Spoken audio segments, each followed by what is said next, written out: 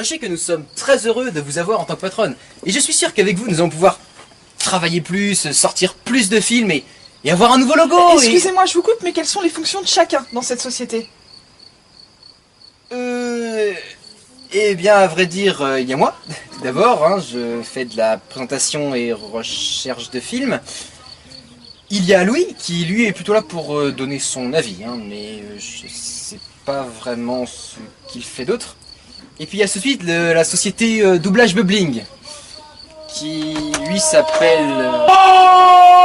Fred!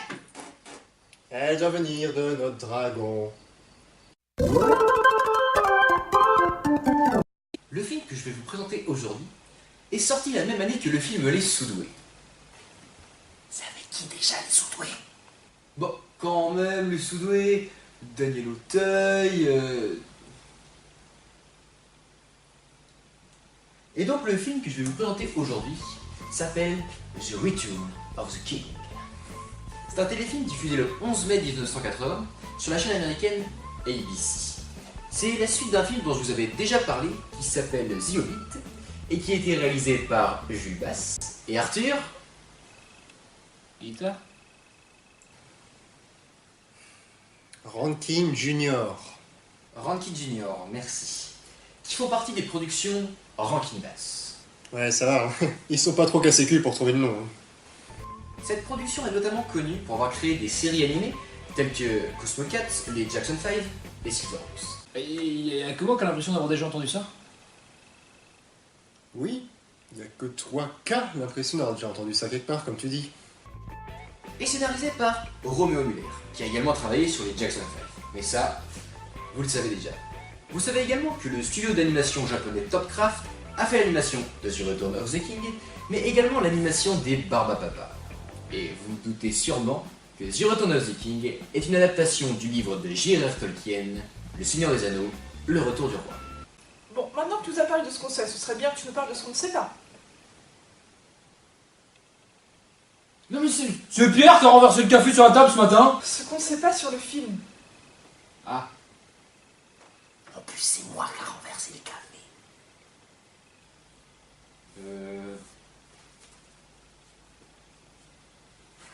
Je peux vous raconter l'histoire du film? Ce serait pas mal, oui. Bilbo va fêter son 129e anniversaire. Comme il était très attaché à son anneau, il voulait savoir comment Frodon s'était débarrassé de son anneau, et pourquoi il lui manquait un doigt. C'est alors que le ménestrel du Gondor raconta comment Frodon et Sam se sont rendus à l'endroit où Sauron avait créé cet anneau maléfique. Seulement 2 produits dérivés du film sont sortis. 2 bandes originales de chez Disneyland Records. Bah c'est complètement con. Comment ça? Le film a été diffusé sur ABC, certes, mais la chaîne n'a été rachetée par Disney qu'en 1996, soit 16 ans après. À l'époque, la chaîne était indépendante. Et officiellement, le film faisait partie des studios Warner et non Disney. Alors pourquoi Disney aurait sorti les BO d'un film qui faisait partie d'un studio concurrent?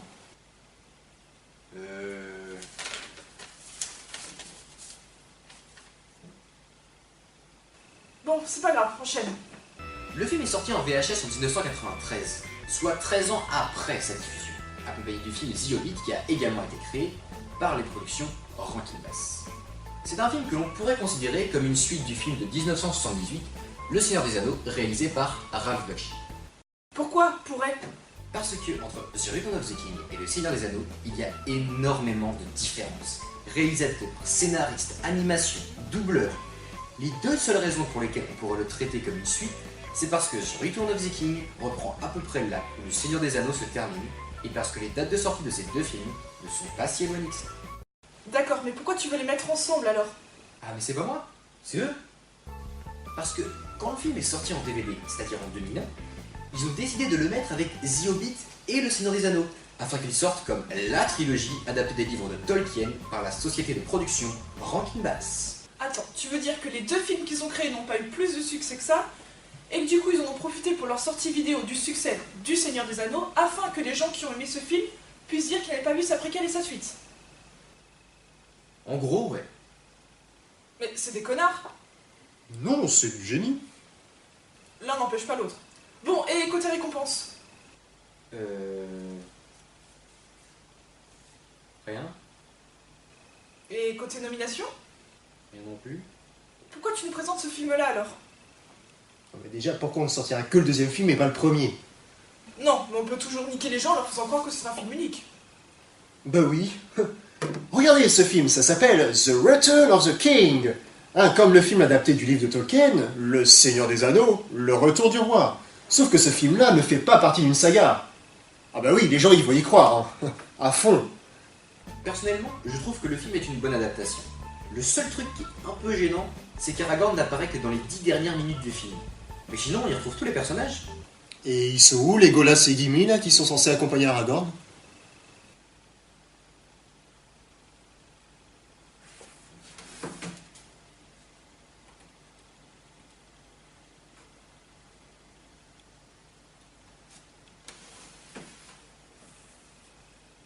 On y retrouve quasi tous les personnages. C'est vrai que c'est une adaptation assez libre. En même temps, plus de 700 pages adaptées en 1h30 de film, c'est pas évident de tout mettre. Mais les chansons sont vraiment pas mal.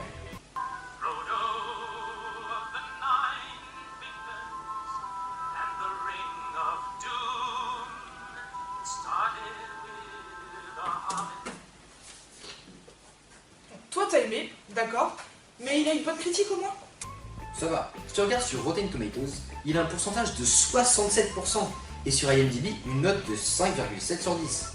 Et combien de critiques sur Rotten Tomatoes? 15. Et 15 quoi?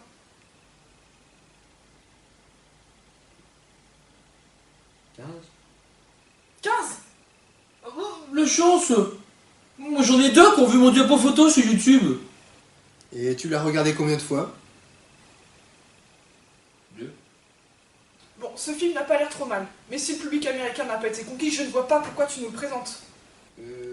Peut-être parce que ce film a une suite qui, elle, a marché. Non, j'ai vérifié, il n'y en a pas eu. À ton avis, pourquoi il n'est pas sorti en France? Je sais pas. Aucune récompense, aucune nomination, accueil mitigé. Le premier film n'est pas sorti chez nous. Et aujourd'hui, sortir une adaptation animée du Seigneur des Anneaux après la saga de Peter Jackson, faut avouer qu'il y a peu de chances que ça marche. Mais attendez, Peter Jackson, c'est le frère de Michael. Oui. Oui, Fred. Peter Jackson est le frère de Michael Jackson. C'est celui qui jouait du triangle dans les Jackson 6. Hein? Ah ouais, non, parce que du coup on le sort pas le film. Non, parce que moi j'avais pensé à un titre du genre Le retour inattendu du roi Aragorn. Ou The Battle of the Middle-earth. Donc tu veux traduire un titre anglais par un titre anglais. Bah oui, mais tu connais rien en trouvage de titre, toi. Ça fait qu'une journée que je suis là, j'en ai déjà marre. Avec le temps, on s'y fait.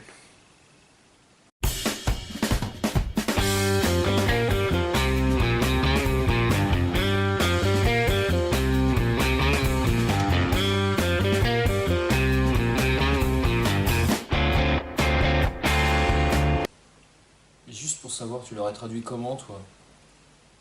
Mais j'en sais rien, moi. Ben, regarde le roman de base, il s'appelait The Lord of the Rings, The Return of the King, qui a été traduit en français par Le Seigneur des Anneaux, Le Retour du Roi. Eh ben, tu prends le même titre que le roman. Ouais, mais j'ai peur qu'on le confonde avec le film de Peter Jackson. Mais c'est pour ça qu'on va pas le sortir. On le sort pas! Non mais faut prévenir les mecs! Moi j'étais à fond dessus!